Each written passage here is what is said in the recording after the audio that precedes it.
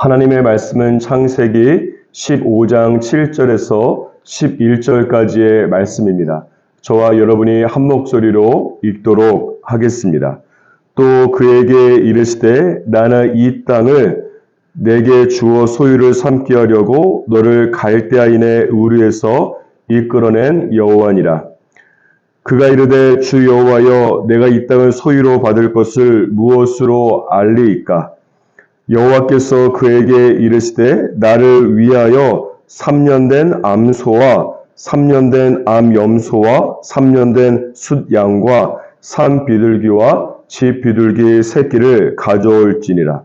아브라함이 그 모든 것을 가져다가 그 중간을 쪼개고 그 쪼갠 것을 마주 대하여 놓고 그 새는 쪼개지 아니하였으며 솔개가 그 사체 위에 내릴 때에는 아브라함이 쫓아왔더라. 아멘. 하나님께서 아브라함에게 가나안 땅을 주기 위해서 갈대아 우르에서 이끌어내었다라고 말씀하고 있습니다. 이 말씀을 다른 시각으로 바라본다면 아브라함이 가나안 땅을 손에 넣기 위해서는 지금까지 손으로 붙잡고 있는 갈대아 우르를 놓아야만 하는 것입니다. 따라서 하나님께서는 아브라함에게 그런 의미에서 갈대아 우르를 떠나라고 말씀하고 있는 것입니다. 그러므로 하나님께서 내 손에서 빼앗아 간 것에 집중하면 안 됩니다. 이때에는 오히려 하나님께서 내 손에서 빼앗아 가신 후에 나에게 달라라고 말씀하신 다음에 다시 하나님께서 내 손에 무엇인가를 주실 것인지에 대해서 기대하며 나아가는 것이 믿음이고 영성입니다. 하나님께서 아브라함에게 가나안 땅을 그의 소유로 주실 것이라고 말씀하고 있습니다. 그러자 8절 말씀을 보십시오. 아브라함이 하나님께 한 가지 질문을 하고 있지 않습니까? 주 여호와여 내가 이 땅을 소유로 받을 것을 무엇으로 알리까? 이에 대해서 9절 이하의 말씀은 하나님께서 아브라함에게 가나안 땅을 반드시 주실 것임에 대해서 확신을 주고 있는 내용입니다. 스페인어 중에 티키타카라고 하는 말이 있습니다. 이것은 스페인어로 탁구공이 왔다 갔다라고 한다는 의미가 됩니다. 축구에서는 짧은 패스로 공을 빠르게 서로 주고받는 경기 전술을 의미합니다. 이와 같이 오늘 본문 말씀 안에 본다면 아브라함이 하나님과 서로 영적으로 교제하면서 영적으로 티키타카를 하면서 하나님께 질문을 하고 하나님께 대답을 듣고 있습니다. 그 결과 아브라함은 자신의 질문에 대한 자신의 생각도 아니고 자신의 추측도 아니고 자신의 질문에 대한 어떤 사람의 대답이 아니라 여호와 하나님의 대답을 직접 듣게 되면서 하나님의 약속을 다시 한번 붙잡을 수 있게 되는 것입니다. 이런 하나님과의 교제, 하나님과 영적 티키타카가 있어야만 하나님과 더욱더 친밀감을 느낄 수 있고 하나님에 대해서 신뢰하면서 믿음의 걸음을 걸어갈 수 있는 것입니다. 그렇지 않겠습니까? 하나님과 영적으로 교제하고 영적으로 티키타카를 하면서 주님께서 어떤 분이신지 알아야만 하나님께서 하신 말씀을 믿을지 말지를 결정할 수 있기 때문에 그런 것입니다. 따라서 하나님의 말씀을 들을 수 있을 뿐만 아니라 그 말씀에 대해서 하나님께 내가 질문을 하고 하나님의 대답을 들을 수 있는 영적인 교제와 티키타카가 저와 여러분 가운데 있기를 주님의 이름으로 축복합니다. 다시 본문 말씀으로 돌아와서 9절 말씀에 보면 하나님께서 아브라함에게 암소와 암염소 그리고 순양과 비둘기 등을 가져오라고 말씀하고 있습니다. 그러자 10절 말씀에 보면 아브라함이 모든 소와 염소 등을 둘로 쪼개어서 서로 마주 보게 하고 있습니다. 다만 새는 아브라함이 쪼개지 않았습니다. 그 이유는 새는 둘로 쪼개기에는 너무 작기 때문에 그 대신 새 두 마리를 서로 마주 대하여 놓기 때문에 그런 것입니다. 그 후에 어떤 일이 일어나고 있습니까?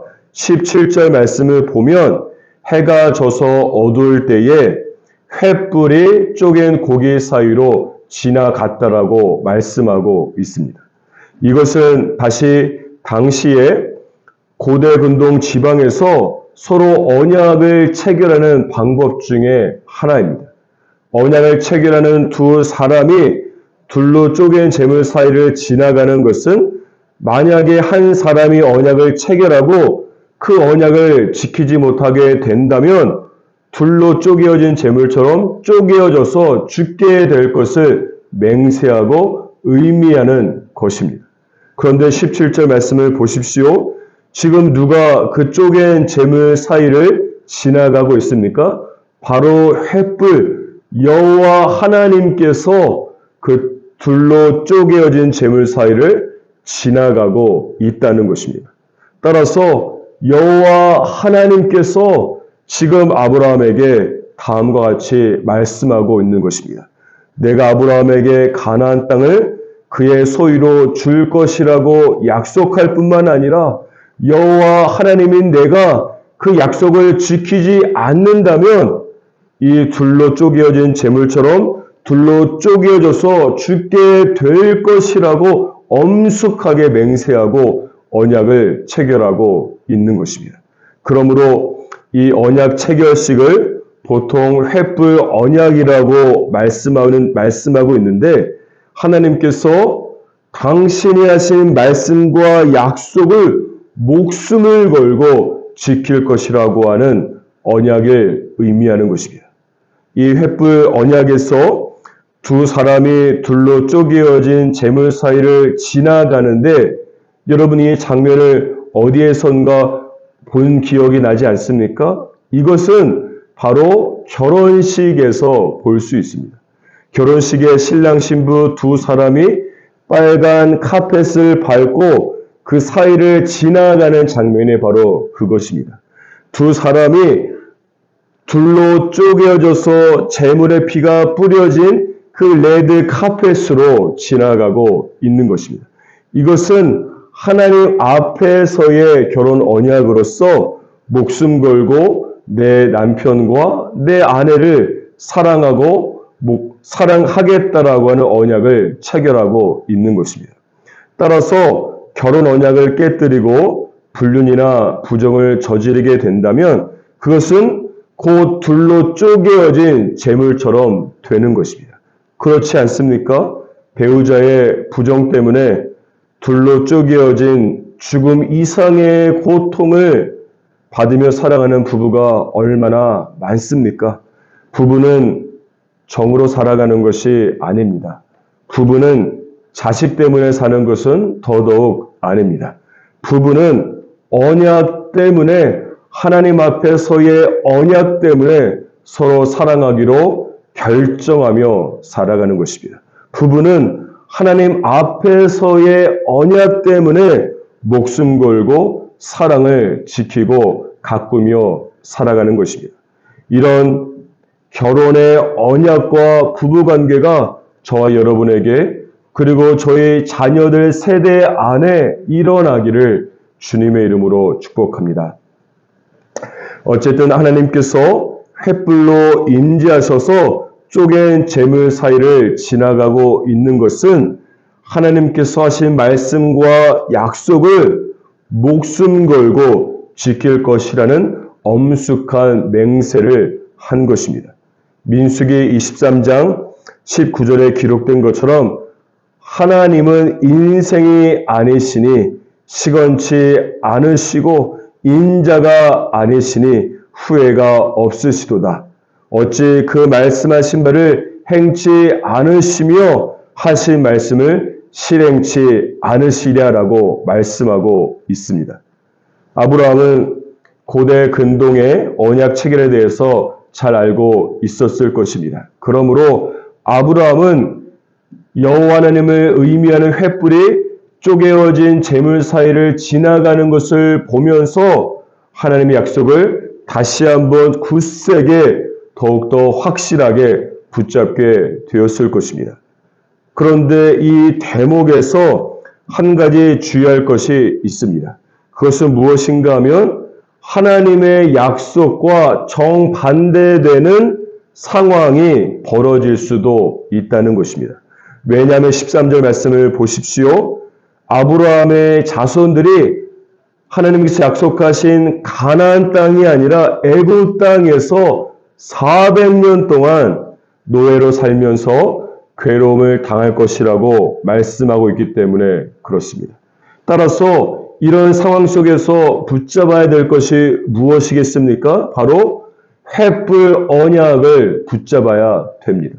그리고 하나님의 말씀의 렌즈를 통해서 하나님의 약속과 반대되는 상황을 바라보면서 영적으로 해석할 수 있는 것이 믿음이요 영성이 되는 것이 아니겠습니까? 왜 그런가 하면 사실 아브라함의 자손이 400년 동안 이집트에 있어야 될 이유가 있었기 때문에 그렇습니다. 그것은 인간적인 눈으로 바라보면 하나님의 약속과는 정반대되는 상황처럼 보일 수 있습니다. 하지만 이스라엘이 당시 최대 강대국인 이집트 안에 400년 동안 있지 않았다면 이미 벌써 다른 강한 민족들에게 침략을 당하고 멸망을 당해서 지도상에서 존재하지 않게 되었을 것이기 때문에 그렇습니다.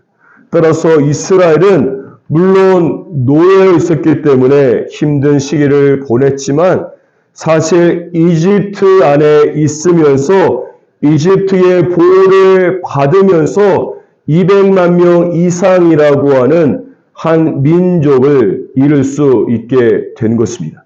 하나님께서 이집트라고 하는 장소를 영적인 인큐베이터로 사용하신 것과 같은 것입니다.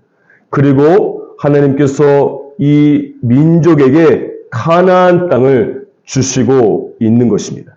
이런 면에서 볼 때에 지금 내 눈으로 볼 때는 하나님의 약속과 정반대되는 상황이 벌어질 수 있지만 그것은 영적으로 보면 하나님의 약속을 이루기 위한 하나님의 신의 한 수가 놓여지고 있는 것입니다. 그러므로 하나님의 약속이 있지만 하나님의 약속과 정반대되는 상황이 일어나게 될 때에는 반드시 횃불 언약을 여호와 하나님께서 목숨 걸고 약속을 지키겠다라고 하는 하나님의 말씀을 내가 목숨 걸고 붙잡고 버티는 것이 믿음이요 여러분의 영성이 되기를 주님의 이름으로 축복합니다. 그때 나의 어떠함이 아니라 내가 붙잡은 하나님의 말씀과 언약의 신실함이 넉넉히 하나님의 약속을 성취하게 될 것입니다.